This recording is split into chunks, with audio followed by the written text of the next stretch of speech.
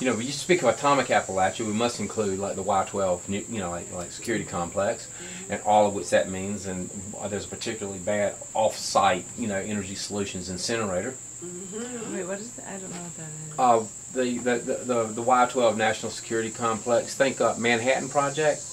It's the bomb plant. You know, all of our thermonuclear weapon secondaries or parts, important parts of all of our bombs are made there. And where they made the plutonium. We can come back to that, you know, and clarify it. But that's what it is. It's the bomb plant, and it's how far is Jonesboro and Irwin from like Oak Ridge? About 100 miles. So we're all within 100-mile, 150-mile radius. And this is the atomic Appalachia.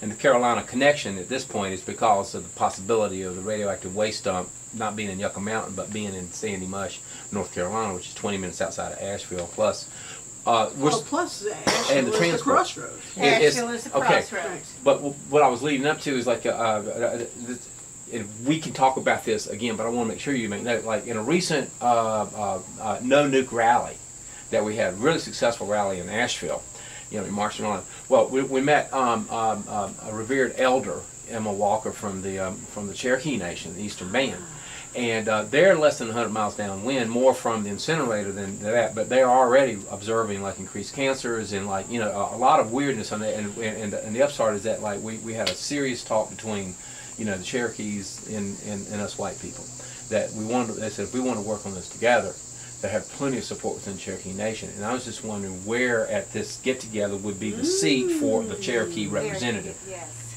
Is that local? Because they are downwind. Dang. Dang. The Nolichucky River, into which this waste from not only Aerojet discharges into the Little Limestone Creek. Yeah. 7 miles downstream from there, it's the Nolichucky River. 35 miles downstream, Nolichucky is a Cherokee name. We are downhill from the Cherokee National Forest. Yes. Everything about the atomic Appalachia is originally Cherokee. And a desecration of it all. So we should figure out some way of making these connections with you, introducing. Coleman, I really do appreciate this, because there should also be an element of solidarity among the Indian nations. Yes. Because the Navajo are being their land, their water, their children 0% cancer until they went to the mines. Poisoned by in situ uranium mining on their land, in some cases off their land, but slant drilled. Right. You know, which caused the first Gulf War, if you remember, because Kuwait was, you know, because Iraq was slant drilling under Kuwaiti land. You know, but it's okay if we do that to the Navajo people. No, I completely agree. And besides, the tops of those mountains, which I hope are in some cases controlled by the Cherokee, if they could see some way of finding the resources to plunk some wind towers up there, would, I think, be brilliant. A brilliant way for them to resource their community in terms of their own homegrown power. But also, you know, also solar and geothermal is so abundant in our area.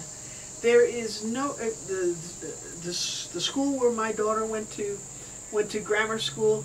We converted nearly every classroom now to geothermal heating and cooling.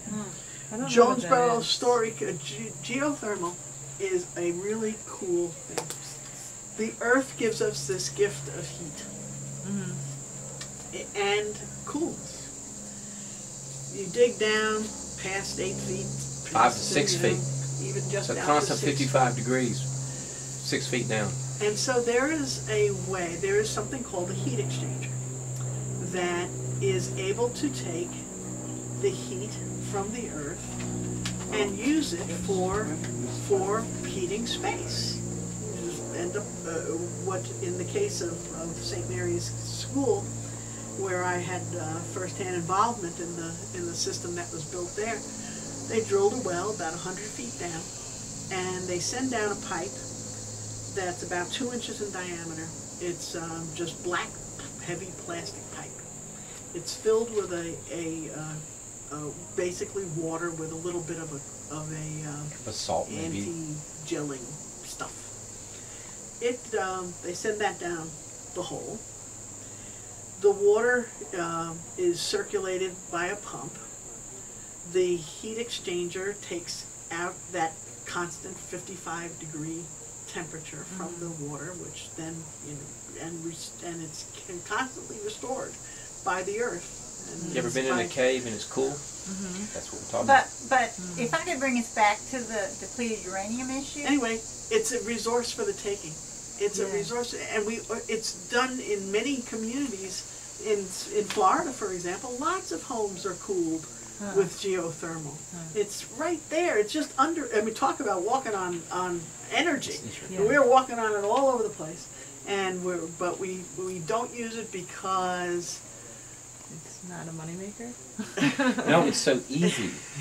Right. It's hard to make money. It requires a capital investment, which in the drilling, in